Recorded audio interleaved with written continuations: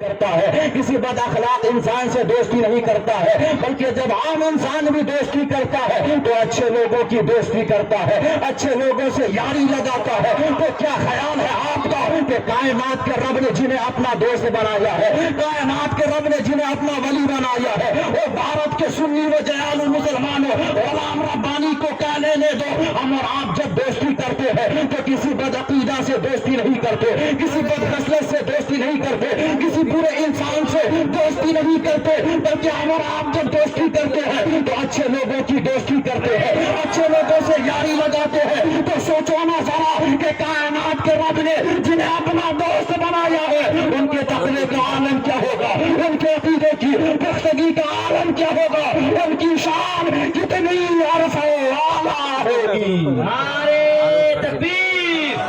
نعرے رسالت، مسلک اعلی حضرت تعلیمی کانفرنس جامعۃ الرابعہ سولاپور،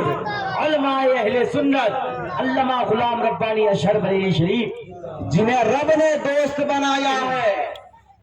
ان کی شان کیا ہوگی۔ اس لیے میں کہتا ہوں اولیاء کرام کے مزار پہ جانے والوں، اولیاء کرام کی درگاہوں پہ حاضری دینے والوں،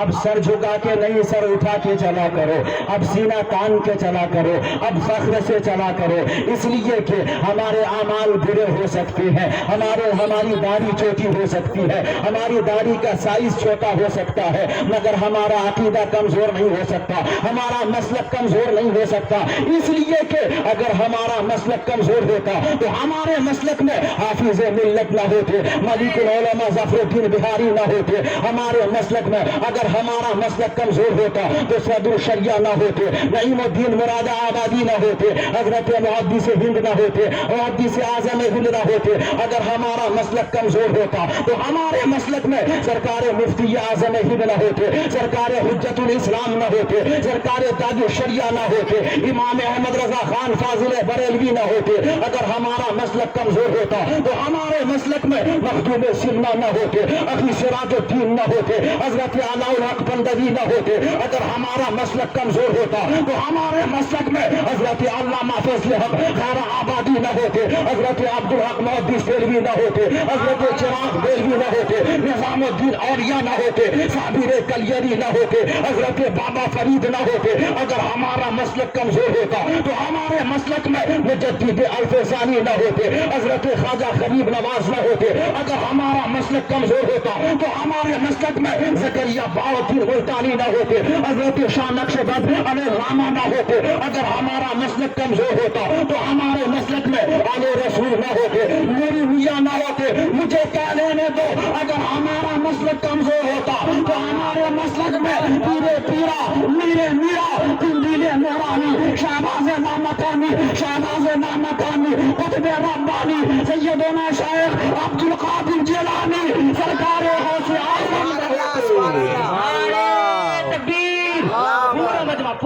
بلند آواز سے نعرے رسالت، مسلک اعلی حضرت، بستی قریہ دریا فیض کا دریا، حضرت غلام ربانی اشہر۔ اگر ہمارا مسلک کمزور ہوتا تو ہمارے مسلک میں غوث اعظم نہ ہوتے، ہمارے مسلک میں غوث اعظم نہ ہوتے، ہمارے مسلک میں امام اعظم نہ ہوتے، ہمارے مسلک میں امام شافعی نہ ہوتے، ہمارے مسلک میں امام مالک نہ ہوتے، ہمارے مسلک میں امام احمد بن حنبل نہ ہوتے۔ اگر ہمارا مسلک کمزور ہوتا تو ہمارے مسلک میں حضرت عثمان ہروردی نہ ہوتے، جنید بغدادی نہ ہوتے، مخدوم سنہ نہ ہوتے، اعلیٰ حضرت نہ ہوتے۔ اعلیٰ حضرت کا ہمارے مسلک سے ہونا اور کاملین کا ہمارے مسلک سے ہونا اس بات کی دلیل ہے اور اس بات کی طرف خمازی کرتا ہے کہ ہم ہی وہ لوگ ہیں جنہیں اللہ کے رسول نے جنتی قرار دے دیا ہے، جنت کا مزہ سنا دیا ہے۔ ہم ہی وہ لوگ ہیں۔ مہربانی کر کے ہمارے جو بالکل بات اسٹیج پہ جو علماء کرام ہیں، میں معذرت چاہوں گا، آپ لوگ اگر گفتگو کرنا ہو آپ لوگوں کو تو کرسی کے پیچھے آ جائے تاکہ میری نظر نہ پڑے تو میرا ذہن منتشر نہ ہو، یا پھر آپ سنجیدگی سے اگر سن لیں، اگر اس گنہگار پہ کرم فرما دے تو آپ کرم فرمائیں۔ حضرات تو میری بات کو توجہ سے سننا، ہمارے حق ہونے کی دلیل یہ ہے کہ ہمارے مسلک میں اولیاء نے، اللہ نے بے شمار اولیاء کرام کو پیدا فرمایا ہے۔ جتنے بھی فرقے ہیں دنیا میں، کسی بھی فرقے میں رب نے اپنے ولی کو پیدا نہیں فرمایا، لیکن ہم سنی ہیں، اللہ نے اس فرقے میں بے شمار اولیاء کرام کو پیدا فرمایا ہے۔ یہی دلیل ہے ہماری کہ اولیاء کرام کا ہمارے مسلک سے ہونا اس بات کی دلیل ہے کہ ہم ہی وہ لوگ ہیں جنہیں اللہ کے رسول نے جنتی قرار دیا ہے، جنہیں اللہ کے رسول نے جنتی قرار دیا ہے۔ حضرات اسی لیے اپنے ایمان اور اپنے عقیدے کی حفاظت کیجئے۔ آج جب ہم عقیدے کی بات کرتے ہیں تو کچھ لوگ کہتے ہیں مولانا اختلاف کی بات نہ کرو، اختلاف کی بات نہ کرو۔ میں کہتا ہوں اختلاف زمین کا نہیں ہے، اختلاف یہاں ذات پات کا نہیں ہے۔ اگر اختلاف زمین کا ہوتا تو بے شک ہم چپ کر کے بیٹھ جاتے، اگر یہاں لڑائی ذات پات کی ہوتی تو ہم خاموش ہو جاتے، لیکن حضرات یہاں اختلاف ذات پات کا نہیں ہے، یہاں اختلاف زمین کا نہیں ہے۔ اگر اختلاف ہے تو نظریے کا اختلاف ہے، اگر ہماری لڑائی کسی سے ہے تو عقیدے کی لڑائی ہے۔ حضرات اسی لیے ہم یہ بات کرتے ہیں، لیکن ایسے وقت میں کچھ لوگ بڑے میٹھے ہوتے اور کہتے ہیں مولانا خدا ایک ہے، رسول ایک ہے، قرآن ایک ہے، سب قرآن ایک ہے، پھر اختلاف کس بات کی؟ حضرات میں کہتا ہوں بے شک ہمارے کس عالم نے کہا کہ رسول ایک نہیں ہے، خدا ایک نہیں ہے، ہم بھی یہی کہتے ہیں خدا ایک ہے، رسول ایک ہے، قرآن ایک ہے، اور حضرات کلمہ بھی ایک ہے۔ لیکن حضرات کلمہ تو سب پڑھتے ہیں مگر سارے کلمے کے تقاضے کو پورا نہیں کرتے، کلمہ تو سارے پڑھتے ہیں مگر کلمے کے تقاضے کو سب پورا نہیں کرتے۔ آپ دیکھیے نا حضرات اسی ہندوستان میں کلمہ پڑھنے والی ایک جماعت ہے جو کہتی ہے کہ نبی آخر الزمان کے بعد اگر کوئی نبی آ جائے، نبی آخر الزمان کے بعد اگر کوئی نبی آ جائے تو نبی پاک کے آخری نبی ہونے میں کوئی فرق نہیں پڑے گا۔ کہیے معاذ اللہ، نبی پاک کے آخری نبی ہونے میں کوئی فرق نہیں پڑے گا۔ حضرات اس کا مطلب ہوا نبی یہ آخر الزمان کے بعد کسی نبی کا آنا ممکن ہے، آ سکتا ہے، یہ ممکن ہے اور آ سکتا ہے کا فتویٰ جاری ہوا دیوبند سے۔ اور اسی کے پڑوس میں ایک شہر قادیان ہے، وہاں سے ایک بدبخت کھڑا ہوا اور خود کے نبی ہونے کا دعویٰ کر دیا،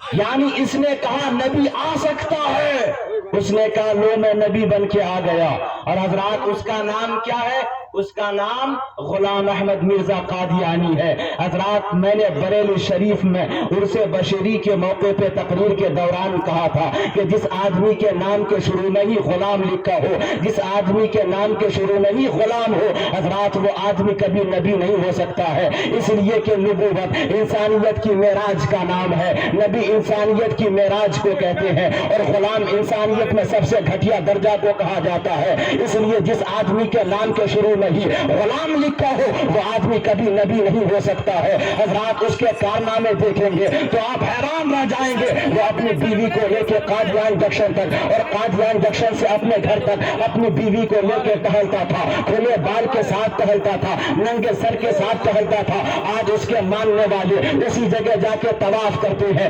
پوری دنیا سے لوگ حرمین شریفین جاتے ہیں اور خانہ کعبہ کا طواف کرتے ہیں، مگر آج اس کے ماننے والے اسی جگہ جا کے طواف کرتے ہیں اور اسی کو اپنا کعبہ سمجھ لیا ہے۔ حضرات یہ فرقہ بھی بہت تیزی کے ساتھ آگے بڑھ رہا ہے، اڑیسہ کی طرف اس نے اپنا قبضہ جما لیا ہے اور حال میں ہی ابھی اس نے پٹنہ میں زمین خرید لی ہے۔ حضرات اس کے کارخانے بہت چل رہے ہیں، اس کے پاس فیکٹریاں بہت ہیں، اس لیے غریب سنی مسلمانوں کو دولت کا لالچ دے کر، پیسے کا لالچ دے کر اپنے قریب کرتا ہے اور اسے گمراہ بنا دیتا ہے۔ اس لیے غلام ربانی کا پیغام لیتے جاؤ، وہ غریب سنی مسلمان مسلمانوں جب بھی تمہیں کوئی دولت کا لالچ ہو, جب بھی تمہیں کوئی پیسے کا لالچ ہو, آپ ان کے لالچ میں مت آ جانا. حضرات انہیں کہہ دینا او وقت کے بد عقید ہو, او وقت کے بد عقید ہو, او وقت کے یزیدی ہو, تجھے معلوم نہیں ہے ہم امام حسین کے ماننے والے ہیں, ہم شہید اعظم کے ماننے والے ہیں, ہم سب کے سچے حسینی ہیں. اور ہم حسینیوں کا پیغام کیا ہوتا ہے کہ ہم اپنی گردن کو کٹا سکتے ہیں مگر اپنے ایمان کا سودا نہیں کر سکتے, اپنے ایمان کا سودا نہیں کر سکتے, اپنے ایمان کو تباہ نہیں کر سکتے. ہم غریبی میں زندگی گزار لیں گے, ہم غربت میں زندگی کاٹ لیں گے مگر اپنے ایمان کو تباہ نہیں ہونے دیں گے. نعرے تکبیر, نعرے رسالت, مسلک اعلیٰ حضرت, عصمت اسلام,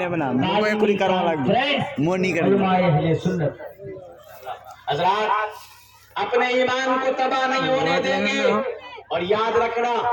یہ سارے چور ہیں جو آپ کے ایمان کی عظیم دولت کو چرانا چاہتے ہیں,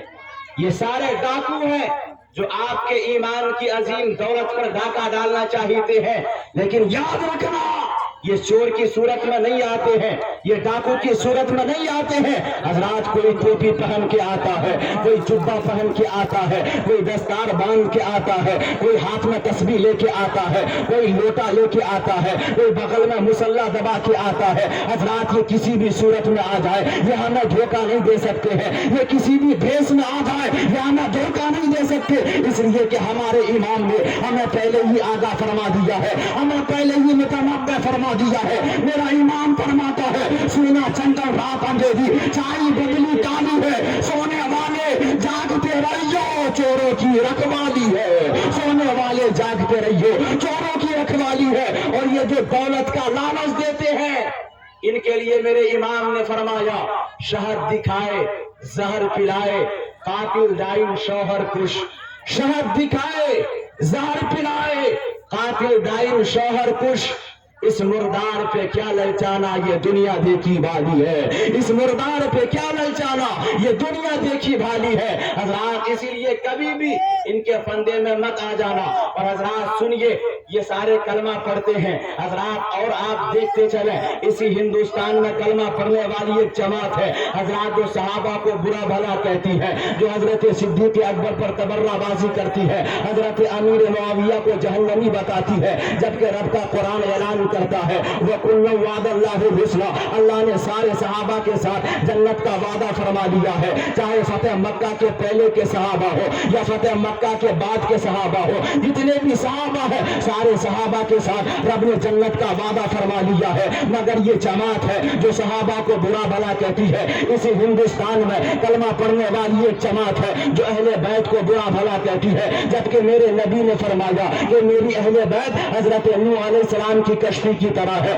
جو بھی میری اہل بیت کے دامن کو تھامے گا وہ کامیاب ہو جائے گا. اسی ہندوستان میں کلمہ پڑھنے والی ایک جماعت ہے جو کہتی ہے کہ یزید کو رحمت اللہ علیہ کہنا چاہیے, حسین غلطی پر تھے, حسین کو کربلا نہیں آنا چاہیے تھا, جبکہ میرے نبی نے ارشاد فرمایا الحسن والحسین سیدہ شباب اہل جنہ, حسنین کریمین جنتی نوجوانوں کے سردار ہے. اسی ہندوستان میں کلمہ پڑھنے والی ایک جماعت ہے حضرات جو کہتی ہے ہم سنیوں کا عقیدہ ہے کہ قرآن جس صورت میں نازل ہوا تھا اسی صورت میں آج بھی موجود ہے. مگر ایک جماعت ہے جو کہتی ہے کہ قرآن کے پہلے 40 پارے تھے, 10 پارے ختم ہو گئے ہیں, اب صرف 30 پارے رہ گئے ہیں, جبکہ رب کا قرآن ارشاد فرماتا ہے ذالک الکتاب لا ریب فیہ, یہ وہ کتاب ہے جس میں شک کی کوئی گنجائش نہیں ہے. دوسری جگہ میرا رب فرماتا ہے لا تبدیل لکلمات اللہ, اللہ کے کلام میں کوئی تبدیلی نہیں ہے. اسی ہندوستان میں کلمہ پڑھنے والی ایک جماعت ہے جو کہتی ہے کہ نبی کو پیٹھ پیچھے کا علم نہیں ہے, جبکہ میرا رب ارشاد فرماتا ہے وَعَلَّمَكَ مَا لَمْ تَكُنْ تَعْلَمْ وَكَانَ فَضْلُ اللَّهِ عَلَيْكَ عَظِيمًا.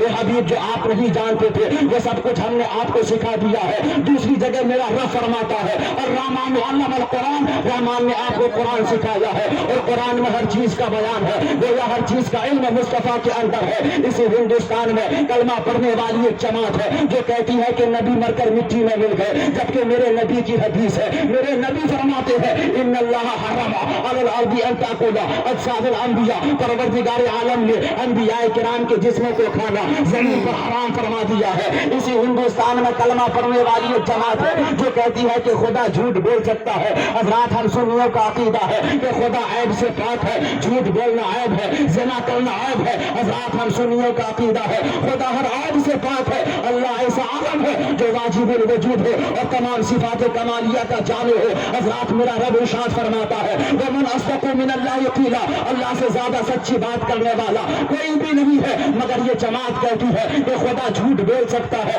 حضرات آپ دیکھ رہے ہیں یہ سارے لوگ کلمہ پڑھ رہے ہیں مگر کلمے کے تقاضے کو کوئی بھی پورا نہیں کر رہا ہے۔ لیکن آؤ ایسے پرفتن دور میں، ایسے پرآشوب دور میں آپ کو غلام ربانی ایسی بارگاہ میں لے کے چلتا ہے، ایسی چوکٹ میں لے کے چلتا ہے جہاں سے علماء کا بھی پیار ملتا ہے، جہاں سے صحابہ کا پیار ملتا ہے، جہاں سے اہل بیت کی محبت ملتی ہے، جہاں سے توحید کا ہنر ملتا ہے، جہاں سے ناموس رسالت کا سبق دیا جاتا ہے، جہاں سے میرے نبی کی عظمت ملتی ہے۔ وہ کوئی اور بارگاہ نہیں ہے بلکہ وہ ہم سب کے امام احمد رضا خان فاضل براؤنی کی بارگاہ ہے، وہ ہم سب کے امام کی چوکٹ ہے۔ نعرے تکبیر، نعرے رسالت، مسلک اعلی حضرت زندہ باد زندہ باد۔ وہ ہمارے امام کی بارگاہ ہے جہاں سے اولیاء کا بھی پیار ملتا ہے، صحابہ اور اہل بیت کا بھی پیار ملتا ہے، توحید کا ہنر بھی دیا جاتا ہے، ناموس رسالت کا پانچ بھی پڑھایا جاتا ہے، جہاں سے میرے نبی کی عظمت بھی ملتی ہے۔ اس لیے ہم سنی یک زبان ہو کے کہتے ہیں ڈال دی قلب میں عظمت مصطفیٰ، سیدی اعلیٰ حضرت پہ لاکھوں سلام، سیدی اعلیٰ حضرت پہ لاکھوں سلام۔ اس لیے پیارے اپنے عقیدے کی اصلاح کیجئے، اپنے عقیدے کی حفاظت کیجئے، صرف کلمہ مت دیکھیے، کلمہ سب پڑھتے ہیں